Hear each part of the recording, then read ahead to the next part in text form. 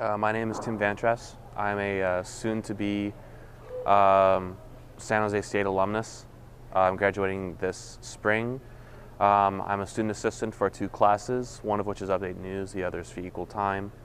And I am also one of the Afghanistan professors. I'm teaching them video editing.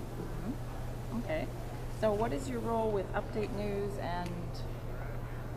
Well, I'm the student assistant for them. I'm basically I'm covering the holes in the production that they don't have the experience for. Okay. So like especially early in the semester where they don't really know very much, and they need someone to hold their hand and teach them how to edit, how to shoot properly, basically just how to get the production process down a lot easier. That was my job, to cover things that the actual professor couldn't. Okay. So you're graduating this spring, Mm-hmm. and then what are you doing after you graduate? Do you know? That's a good question. What do you hope to do? Well, my niche that I've found, especially this semester, is editing.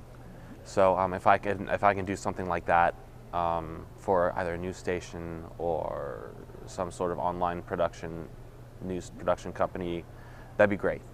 Have you talked to students who are out there looking for jobs? Do you know what it's like right now? What the climate is like? Well, there are people that come back to campus, basically just give outgoing seniors advice on what to expect, on what kind of job market they're getting into.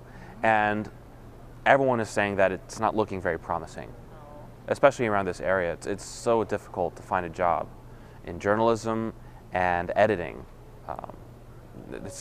It's all taken up and it's all downsizing. Yeah. So jobs are very hard to find. Yeah. So the people that are hiring, do you have a sense of what it is they're looking for? What seems to be in demand? They want a jack of all trades kind of person. One person that can do multiple things, not just good, but can do them very well. I'm lucky that I have some of the traits that can do that. I have editing, I can report, I can produce. If they need me to do something, I can do it. They don't want someone who's specialized in one thing. Okay. They want somebody who can do multiple things. Can you tell me like a few tips to consider? Where is it that people most often run into problems when they're editing video? The problems that people most often run into are ones that they can't explain. Why did my audio not go into the program? Or why is everything offline? Or why do I see letterboxes, which is the black bars on the top and bottom or the left and right, when you don't want them to be there? I feel that if people know how computers work and what like file format specifications are, that will help them enormously on solving problems that just the casual user wouldn't be able to comprehend. So kind of knowing how the computer organizes and stores files, is that what you mean? Or no? That's part of it, but you also need to know why the program does what it does, and with every action that you take in Premiere or Final Cut, you need to know why. Because then you'd better be able to understand why something went wrong when it does go wrong. What about when you're shooting video? Is there a way to shoot video that helps you with the editing process? So one of the things I would suggest is keep your shots completely still. Every single time you get a different B-roll shot, stop the clip, move it, and start it again. So you're not watching this one enormous long clip in order for you to find this one shot that you got that you might want to use. Okay. So organizing things, that would help a lot. Right. So how important has the practical training been here?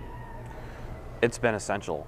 I mean, how the program has been organized, I kind of put myself into a sink or swim situation where I was taking 2 classes at the same time that required a lot of reporting and video editing.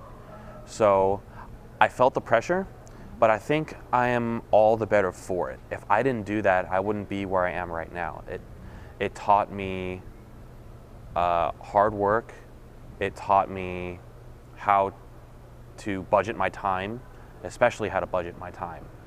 And I learned editing on the fly. And I had the help. I had the teacher. I had the student assistant. I wouldn't have done it without them. And I just kept learning by myself, and my background in technology, I think, helped with that as well. I understood why programs did what they did, and I learned from it. Right. So how much of the training here do you think, if you think in terms of percentage, how much do you think is practical hands-on work and how much is theoretical when you go through the program? Or does it depend on which route that you take? Well, I'd say more about 85 to 90% is hands-on. Because when it's not hands-on, you're basically watching someone else do it. The only way for you to really learn editing is to do it yourself.